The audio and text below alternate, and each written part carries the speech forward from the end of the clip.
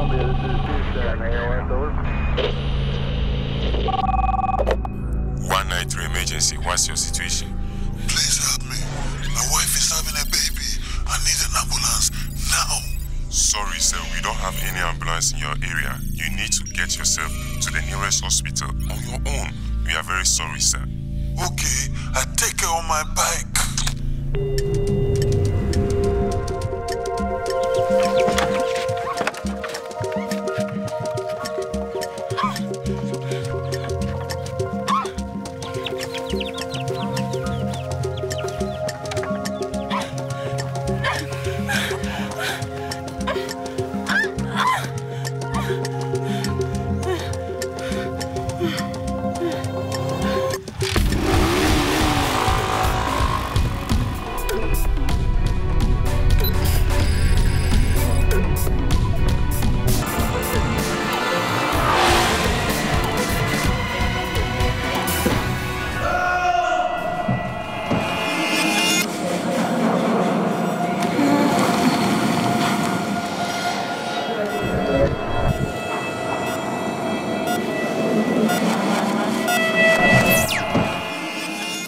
Good evening and welcome to the Maternal Health Channel television series. My name is Anita Erskine. Malaria is the leading cause of death in Ghana and affects absolutely everyone. Children under 5 and pregnant women are particularly vulnerable. The economic cost to families is also significant when members or caregivers fall sick. Malaria also represents a huge burden on economy. In 2014, the cost to businesses in Ghana was $6.5 million. 90% of these were direct costs. 10% were due to productivity losses resulting from employee absenteeism. Preventing malaria is therefore critical and can yield significant benefits to us as individuals, as communities, and the country as a whole. Tonight, the focus is on the use of long-lasting insecticide-treated nets, which have been identified as critical to preventing malaria. But are we all sleeping under these nets at night and throughout the night? What are the added benefits and how do we care for these nets to ensure we get the maximum benefits? And what are the misconceptions about its use? Before we discuss these with our special studio guest, let's go to the Volta region to see how health workers are ensuring that the right messages about the net's use reach the community. It's early morning in the village of Lava in the Volta region of Ghana. We are at the local CHIPS compound and a community outreach health event is in progress. The health workers have been working with the community to reduce the high incidence of malaria here. The event is packed out because malaria prevention has become an important health issue for the Lava community. The day started with malaria testing and everyone waited patiently for their turn. The main focus of the event, however, is the use of the long-lasting insecticide-treated nets, also known as LLINs, to prevent malaria. Mr. Emmanuel Fiagbe, an expert on malaria prevention, explains its significance. It is a proven tool against malaria. It is one of the most economical and easily accessible and easily usable tools that households can use in preventing malaria.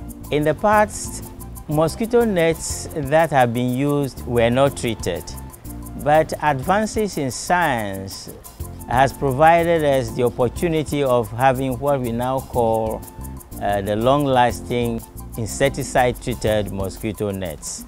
The advantage is that whilst it is treated, it does not only repel the mosquito, it does not only prevent the mosquito from reaching you, the insecticide infused in the net cloth actually kills the mosquito. Access to LLINs is very important to the community. Long-lasting insecticide-treated nets are available through various sources in Ghana, through the mass campaigns of the National Malaria Control Program, also through health facility level distributions where pregnant women go to the clinic and they receive a net. And if you have a child between 18 to 30 months old, you are given a bed net free. Apart from that, the school's distribution has also been accepted as one of the ways of carrying out what we now call continuous distribution.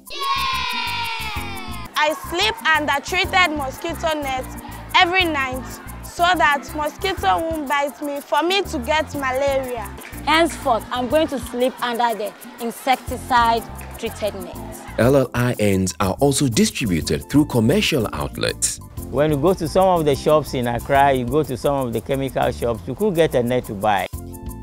There are essentially two types of nets. The conical one has a hanging point in the middle. So when you pull it up, there is even a ring attached to that middle portion. So you pull it up and hang it on the ceiling of your room and then spread it over the bed. The rectangular one is the one we have been used to for a long time. You have 4 poles on each corners of the bed and then you hang it along it. This is a long-lasting insecticide net. It has 4 corners, it's been hanged, and it's important that we tuck in all around the bed to prevent mosquitoes from getting to the mother and the child. How we use and care for LLINs are also important. The regulation is that when you open the package of your net, you must open it up and hang it on a line under a shade for at least 24 hours. That enables the chemical to get toned down before you start using it. Like any other material that we use at home, the bed nets could get dirty and therefore needs to be washed. And we are advised to wash it with mild soap and also make sure that you don't wash it too often. If you do that, you quickly reduce the efficacy of the chemical and therefore it may lose the power to kill the mosquitoes. During washing or hanging, it might tear. That doesn't mean that its use has ended. You need to sew it for you to use it so that the mosquito will not bite you. For Mr. Fiagba, using the LLINs for purposes other than to protect us from the mosquito is a growing problem. Some may end up using the net to fish in streams. It has to be stopped. Apart from wasting the resources that have been put into procuring the net, you are also poisoning the rest of the fishes by using that net in fishing. Some people even use the bed net in squeezing starch out of cassava. After it has been taken from the mill, they use it in squeezing starch out of it before they make gari or make more. It is really dangerous doing that. The insecticide, the chemical, is not for internal consumption. Malaria prevention has become an important health issue for the Lava community. The net is always available. So let's all try and sleep in it. Let's protect our children, our pregnant women, our unborn children. Lava community members disperse, having benefited from a highly informative event which marks another important milestone in the fight against malaria. Joining me this evening is Dr. Emmanuel Srofagnon, consultant, obstetrician, gynecologist. Good evening, doctor. Good evening. Well, of course, we've seen the documentary about the long-lasting insecticide-treated nets. And I think one of the things that jumps at me is how much needed these nets are, particularly in our era. But let's go back to the importance of the nets. Can you share some views with us? The fact of the matter is that malaria is an important condition in our part of the world. Our part of the world, we say that malaria is endemic, which means that the disease is transmitted all year round. The main reason of the need for the use of the net is the fact that you have to prevent the mosquitoes from coming into contact with the human organism. That is the main reason. But the advantage of it being treated with these insecticides is that when they perch on the net, they die off, and for that matter, reducing the population of mosquitoes within the room. I am excited about the fact that many years ago, you know, in boarding house, etc., we all used to use nets. Yes. But what I'm gathering also from this education is that we never really used to eradicate the mosquitoes because the nets weren't treated. Yes. And that's the difference. Which brings me to misconceptions and myths about mosquito nets. What are some of the myths or misconceptions that you, in your experience, have heard? The first misconception or misuse of the net is that you can be outside the net for any period of time, and then later on, when you go into the net will still protect you. But that is not exactly right. Maybe you are in the hall with your legs exposed, and you get exposed to mosquitoes and their bites. You might still have malaria, and you get into the net later on, let's say around 10 p.m. when all the mosquitoes have finished doing what they have to do with you. Before you get into the net, it might be a little bit too late. Now, I know they're long-lasting or long-lasting treated nets, but at which point in time should you dispose of your net? Okay, so depending on the chemical, because we don't have just one particular point in time for all the types of chemical, because before we have the ordinary treated nets, and now we have the long-lasting ones. So depending on the chemical that was used to treat it, there will be an instruction as to how long it should be used before it is discarded. You know, one of the biggest misconceptions, well, I have to be honest, even in my home, is wondering if I put this net in a bowl of soapy water, that I will lose its effectiveness. What is the best way to make sure that my treated net or our treated nets maintain the strength, so to speak? Yes, I do know very well that the fact that it's treated with chemicals does not mean that you cannot wash. You can do a gentle wash of not a vigorous, excessive wash. You can do a gentle wash with soapy water and just run it through, and that will take away the dust. That will take away the dust. That's the first point I have to make. The second thing we have to say is that when you are using the net, it is important to make sure that you tuck it in properly under the bed so that there are no loopholes in it that will still allow the mosquitoes to have access to the people who are under the net. So we can't just hang it, lie down, and just let it drape, assume that we have 100% protection. No. It's got to be tucked in. We have to properly tuck it around the bed so that we know that there is simply no loopholes around.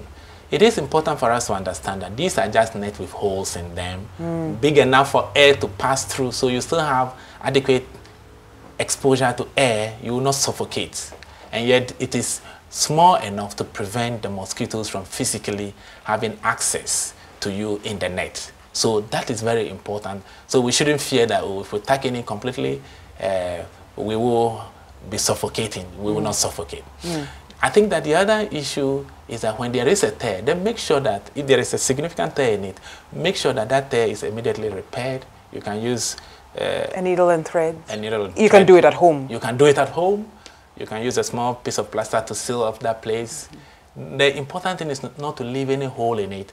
That will still give the mosquitoes access to your body whilst you are under the net. So from that, then I gather that, you know, even though you know the mosquito net or the treated mosquito net is effective, you as a user, you also have to pay attention to the condition of the net. To how you use it. Doc, earlier on I spoke about, you know, using abrasive soap to wash. That even in my life or in my experience, I've been very cautious about that. What are the best types of soaps to use? I think that the best type of soap to use is not too abrasive, and so therefore we'll take the dirt. And then the mechanism of washing is not vigorous washing as I referred to earlier on. Just a gentle soapy solution that you wash the net through, and that will be enough to wash the dirt and mostly dust away from the net. So I was just about to say that you're looking more of the concept of removing the dust from the net, as opposed to, you know, this is something that is not being worn. It is not something that we wear on our body, and therefore will not contain the sweats and all those other things that for which we wash our clothes vigorously. Yes, vigorously. And so this is just the dust that will hang on the net that you want to wash away. The second thing is how we dry it. Research has shown that when you dry it under very hot tropical kind of sun, it might evaporate some of the chemicals. And so it's important to dry it under a shade. Once you hang it, even if it's in a room condition, the water in it will drain away, and the net will become dry again, and with the chemicals very much so intact. Of course, the net is very light. Yes. So you mustn't really worry about making sure that it hits sunlight or sunlight hits Not at all. As you said, the dry water in will the just shade. drain out of it, and then it will become dry. Dr. Srofenyo, what are some of the misuses of the treated mosquito nets that you have seen or that is happening? People on the coastal belt using it for fishing, for example, and some people also use it to process their cassava dough and so on and so forth. And then some people also use the net to fence their gardens. You know, this is something that was designed for use to prevent mosquitoes from coming into contact with us. But these are the other uses that I would say dangerous uses that people are applying it to. Why dangerous? It is because even though the chemicals are presumed to be safe when it is inhaled, it is not safe when it is applied to food items that might be consumed physically into the body. And so these other applications, for example, they use to process cassava dough, and then also they use to fish could potentially be dangerous. When the fishes are processed, we don't know how much residual chemicals that are left on it and which is eventually consumed. We also advise the general public that if you see people fishing with insecticide-treated nets, then don't go for that kind of fish. Yes, don't go for that kind of fish. Doc, what are some of the costs or benefits, on the other hand, of the long-lasting treated mosquito nets? Let's deal with the cost first. For some categories of people, there's really no cost. For example, if you're a child, you could be provided the nets free, or if you're a pregnant woman, it's distributed through the facility in which you are receiving your antenatal care services. It's distributed to you free of charge. There are even ongoing programs where the nets are sent to homes and even physically hanged in your room for you, completely free of charge. So really, for these categories of people, there are no costs to it. But for able-bodied people, there are some available in pharmaceutical shops that you can acquire. Usually the costs are not that exorbitant. The emphasis here should be on the benefits. What could be the benefits? So the benefits, for example, of preventing malaria. And as I said earlier on, if you use it effectively, so we are talking about cost-benefit analysis of effective use. If you are using it effectively over a period of time, you realize that your incidence of having malaria episodes will go down significantly. You may go a whole year without even a single malaria episode, which means that you are healthy and strong. The entire family is healthy and strong and can go about your normal work schedules as you do. For example, if you are the father, you will be able to go to work. If you are the breadwinner, you go to work on a daily basis, and absenteeism from work will be reduced because of that. If you are a student, for example, you will not have occasions where because of malaria you miss your lectures, because usually in the academic calendar is said that when you miss one lecture, that can affect you during the examination period. Talking about children, when they use mosquito nets effectively, then the number of times they get malaria episodes also reduces. The fact that it can prevent even death, it can prevent malaria in children and prevent even death in children because of the effective use of the net. This is a benefit that really we cannot put in monetary terms. And so it is important that we embrace this net effectively. Yes. So, Doctor, what I gather from this is the best prevention is by using the nets. Prevention is always better than cure, says Dr. Emmanuel Srofenyo, consultant, obstetrician and gynecologist. Yes. Thank you so much for joining me this evening. Thank you. So next time we'll be having a conversation about how to prevent malaria in pregnant women. See you next time.